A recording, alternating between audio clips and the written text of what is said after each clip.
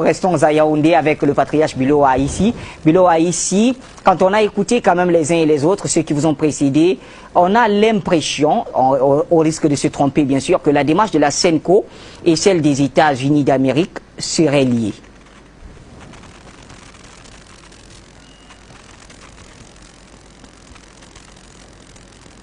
Bachir, pour comprendre ce qui se passe en RDC, il faut interroger l'Église catholique romaine.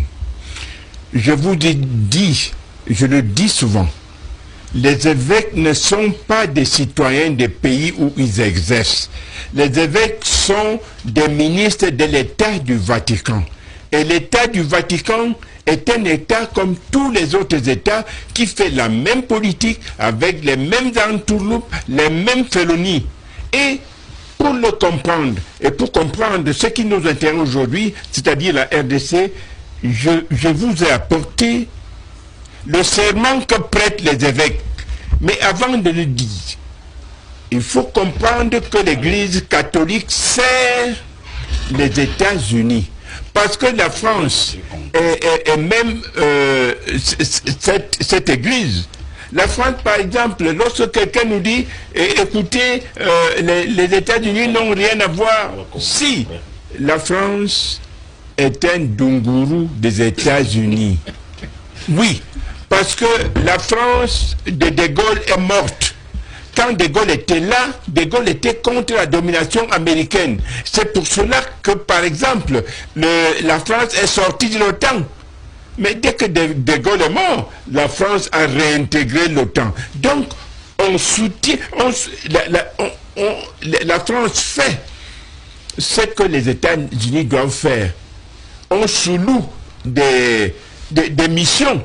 Donc, il ne faut pas s'étonner.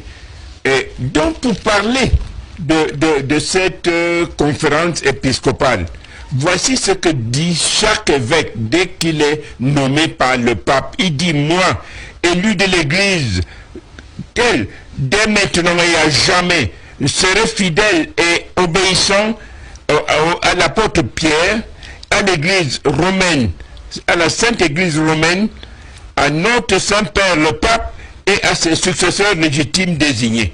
Je ne contribuerai ni par conseil, ni par consentement, ni par action à leur ôter la vie, ou à un membre, ou la liberté, non plus qu'à aucun mauvais traitement exercé contre eux.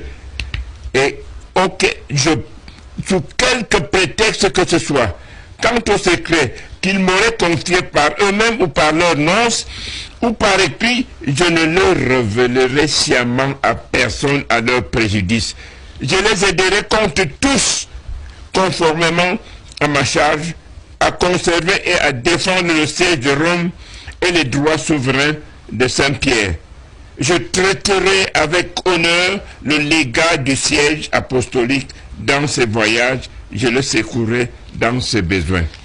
Voilà donc les gens que vous appelez hommes de Dieu, qui prêtent serment, qui obéissent aveuglement au pape.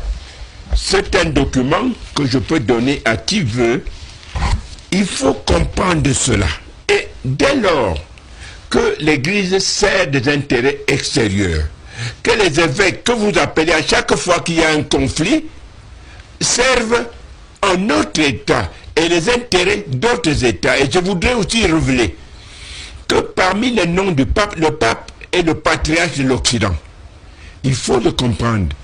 Et nous allons arriver à ces gens qui nous donnent des leçons.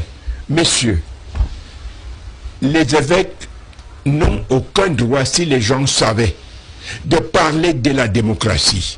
Parce que l'Église catholique compte 1,2 milliard de chrétiens.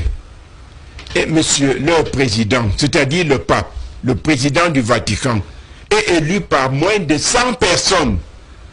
Oui, les cardinaux, qui sont du reste nommés par le pape. Et dès lors, moi je vois mal comment on peut venir nous donner des leçons de démocratie, et parce qu'on est évêque, on est homme de Dieu. Il n'y a pas d'homme de Dieu. C'est de la mafia, l'Église catholique romaine. Une mafia qui tue ses papes. L'exemple de Jean-Paul Ier, qui, lorsqu'il arrive au Vatican, trouve que la loge maçonnique P2 y est installée. Il appelle le secrétaire d'État, c'est-à-dire le chef du gouvernement. Il lui demande, il s'appelait à cette époque le cardinal Viau. Mais ce que je constate là, vous l'avez vu avant moi, où nous le voyons ensemble. Le cardinal lui dit, sa sainteté, on a vu avant. Et qu'est-ce que vous avez fait? Il dit, on a fait ce qu'il fallait faire. C'est quoi qu'il fallait faire? Le cardinal lui dit rien. Il dit, ok, vas-y. Et il appelle le bandit qui était le président de la banque du Vatican, un Américain. Il s'appelait Marcinkus. Alors, il demande à Marcinkus, comment pouvons-nous prêcher le Christ en traitant si profondément avec la mafia?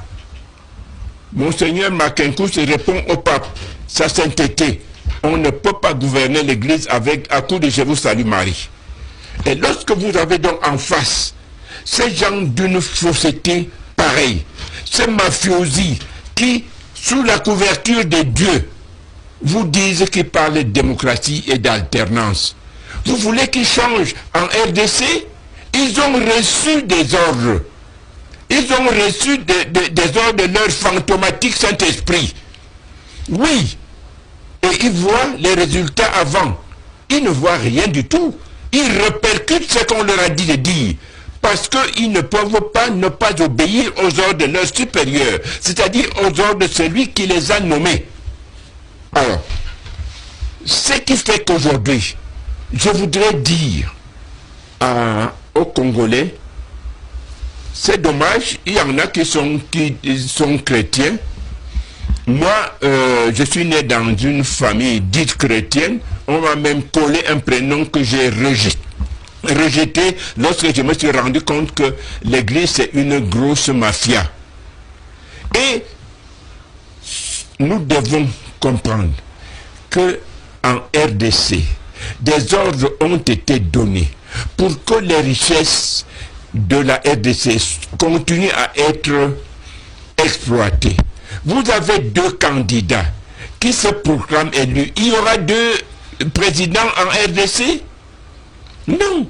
C'est quand on cherche les troubles qui vont faire que les Américains qui ont donné ces ordres puissent intervenir. Tout le monde l'a dit, tout le monde le sait.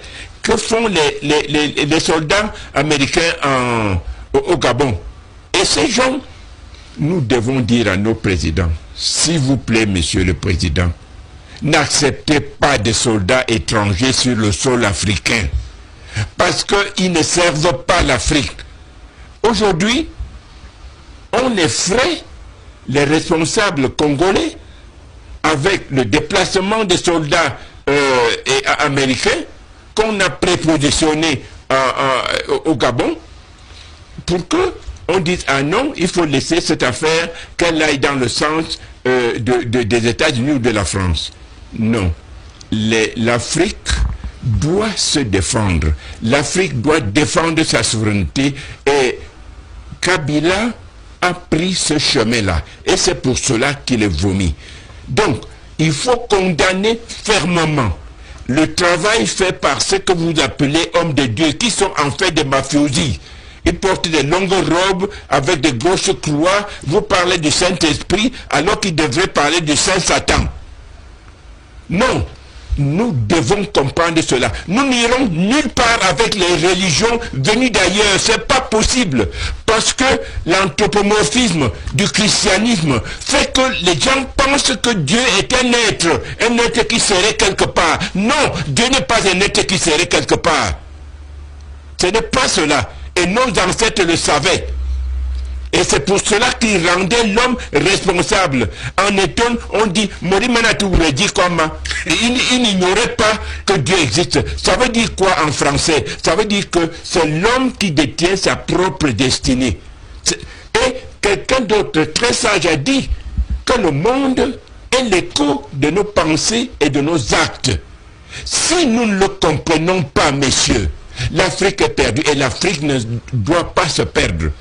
Parce que ce qui se passe aujourd'hui en RDC doit attirer l'attention de tous les Africains. Nos frères doivent être soutenus pour qu'on mette hors d'état de nuit les fayoulous et autres bandits. Oui, voilà ce qu'il faut faire aujourd'hui. Parce que si on leur remet le pouvoir, nos frères n'auront que leurs yeux pour pleurer.